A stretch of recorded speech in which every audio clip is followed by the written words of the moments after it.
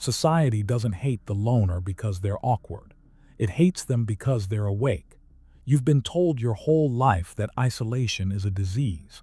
That solitude means something's broken inside you. That if you can't blend into the crowd, laugh at the right jokes, perform the right social rituals, then you're defective. But Carl Jung spent 6 years descending into madness to prove the opposite. He discovered that society isn't afraid of your loneliness. It's afraid of what happens when you stop needing it. The crowd operates like a single organism. It has a nervous system, a heartbeat, a set of reflexes. And you're supposed to be one of its cells, obedient, predictable, controllable, but the loner is a severed nerve. They've cut the connection. They're no longer receiving signals from the hive, and that makes them the most dangerous person in the room, not because they're violent, not because they're plotting anything, but because they've proven that the collective is optional.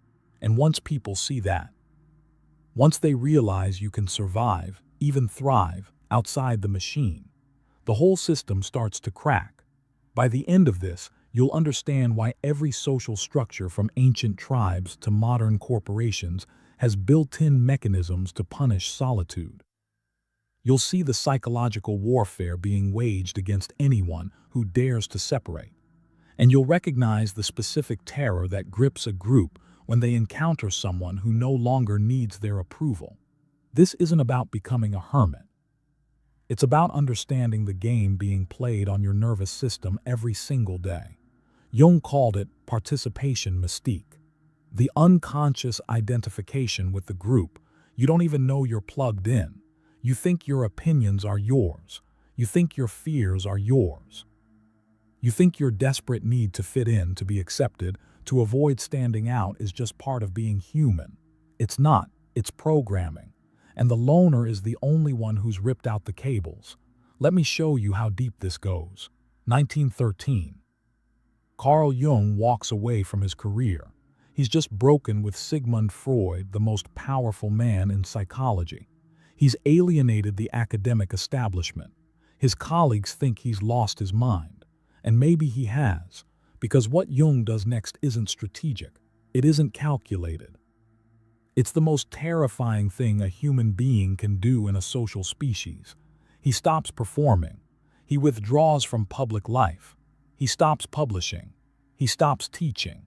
He stops showing up to the gatherings, the conferences, the dinner parties where reputations are built and alliances are formed.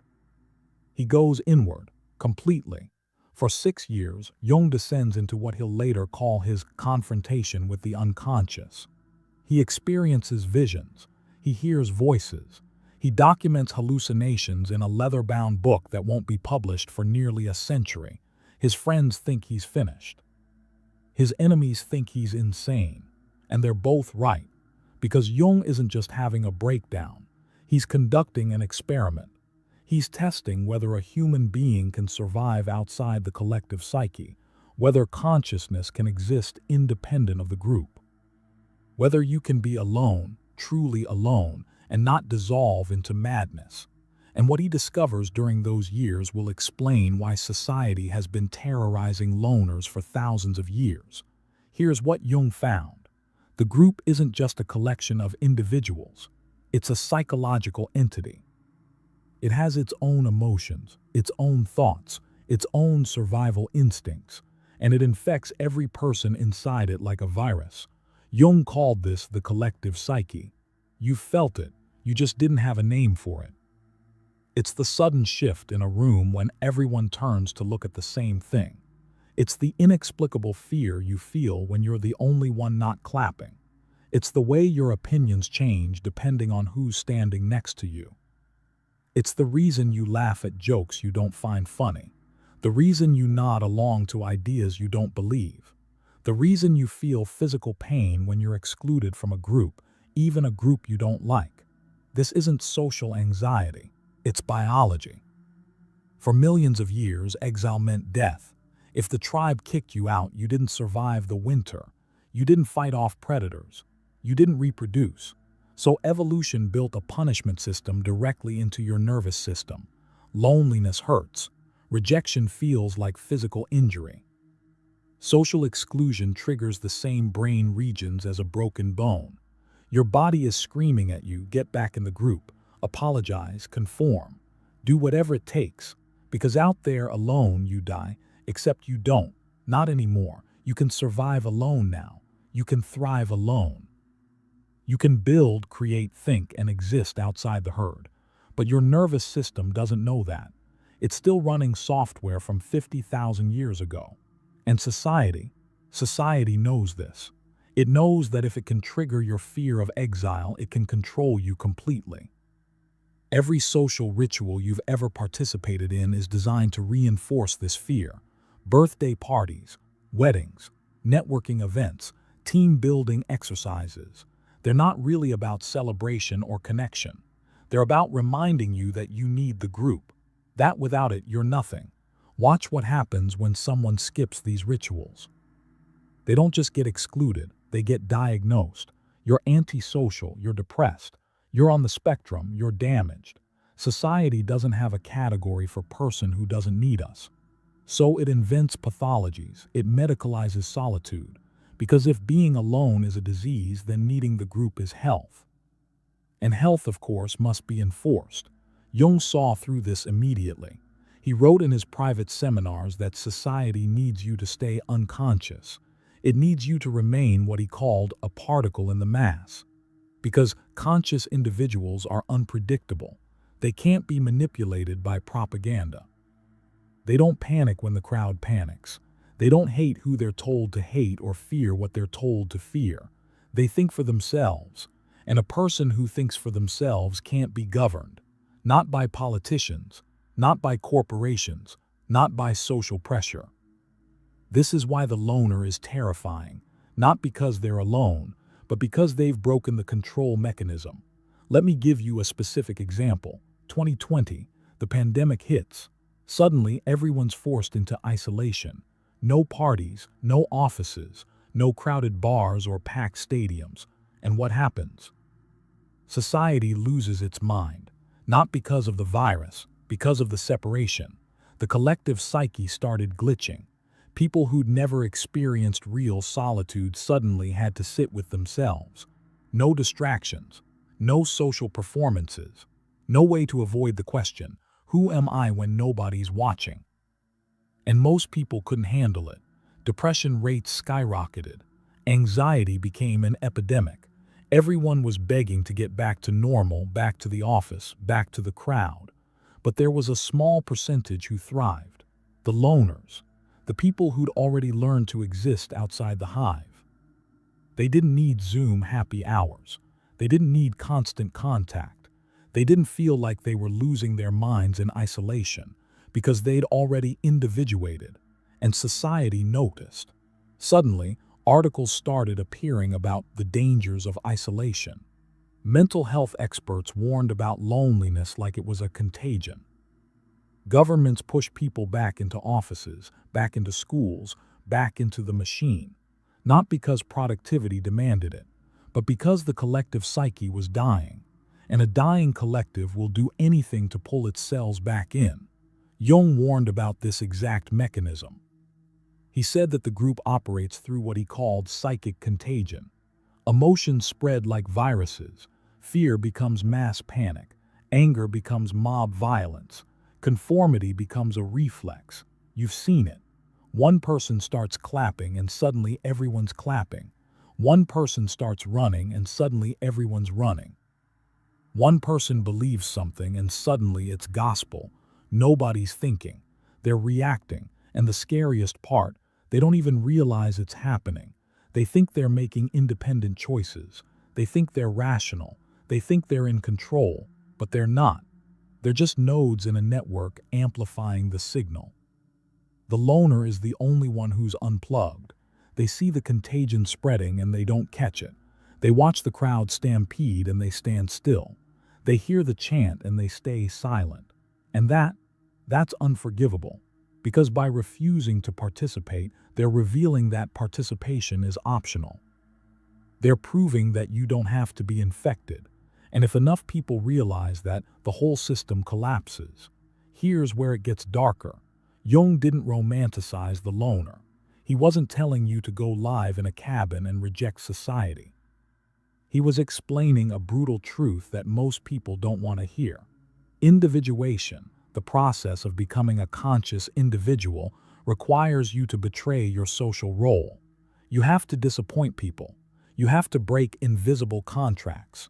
You have to stop being who they need you to be.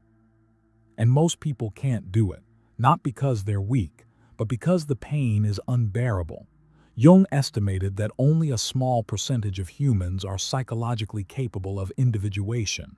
The rest will choose conformity every time because conformity feels safe. It feels warm. It feels like love. And loneliness feels like death. Your nervous system can't tell the difference between social rejection and physical annihilation. So when you start pulling away from the group, when you start thinking differently, questioning the narratives, refusing to perform, your body interprets it as a suicide mission. Every cell is screaming, stop, turn back, apologize, blend in, and most people listen. They go back to the crowd, they laugh at the jokes, they nod at the meetings, they perform the rituals, they stay asleep. And society breathes a sigh of relief. Because a sleeping population is a manageable population. But every now and then, someone refuses to go back. They push through the pain. They sit with the discomfort. They learn to tolerate the silence, the uncertainty, the terrifying freedom of being alone with their own mind. And they individuate. They become conscious. And once that happens, there's no going back. You can't unsee what you've seen. You can't replug into the matrix. You can't pretend that the collective psyche is real or that social approval matters or that fitting in is the same as living. You've crossed a threshold. And society knows it. This is why loners are never just left alone. They're mocked. They're pathologized. They're pressured to explain themselves, to justify their solitude, to prove they're not broken, because their existence is a threat, not to any individual, but to the system itself. If the loner is happy, fulfilled, creative, and thriving without the group, then what's the group for? If they don't need validation, don't need approval, don't need the safety of the herd, then what leverage does society have? None. And a system without leverage is a system that's lost control. So it attacks. It frames independence as dysfunction. It calls solitude selfish. It turns loner into an insult, a warning label, a scarlet letter. You're not enlightened. You're antisocial. You're not individuated. You're isolated. You're not conscious. You're damaged. And if you don't come back to the group, if you don't apologize and conform, then you deserve whatever loneliness you get. This is the narrative, and it works, because most people hear it and panic. They think, maybe I am broken. Maybe I do need to try harder. Maybe I'm missing out on something essential, so they run back to the crowd. They download the apps. They force themselves to socialize. They perform the rituals even though it exhausts them, and they call it healing. But it's not healing, it's capitulation. Jung knew this. He watched it happen his entire life. People would come to him, desperate for change, begging to individuate, wanting to become conscious. And then when he showed them what it actually required, when he explained that they'd have to betray their social role, disappoint their family, abandon their persona, they'd back out. They'd choose the crowd, every time, because the crowd is easier. It tells you who to be. It gives you a script. It promises that if you follow the rules, you'll be safe. And most people would rather be safe than free. But here's what they don't tell you. Safety is an illusion. The crowd doesn't protect you. It digests you. It takes your energy, your creativity, your consciousness, and it feeds on it. You become fuel for the collective psyche. You're not safe in the herd, you're just invisible. And when you're invisible, you can convince yourself that you're not dying. But you are, slowly. One compromise at a time. One performance at a time. One forced laugh at a joke you don't find funny. You die a little more each day. And society calls that life. Jung called it living unconsciously. And he said that most people will die without ever waking up. They'll spend their entire existence plugged into the collective psyche, amplifying its emotions, repeating its thoughts, defending its narratives. And they'll never once ask, is this mine? Is this fear mine, or is it the crowd's?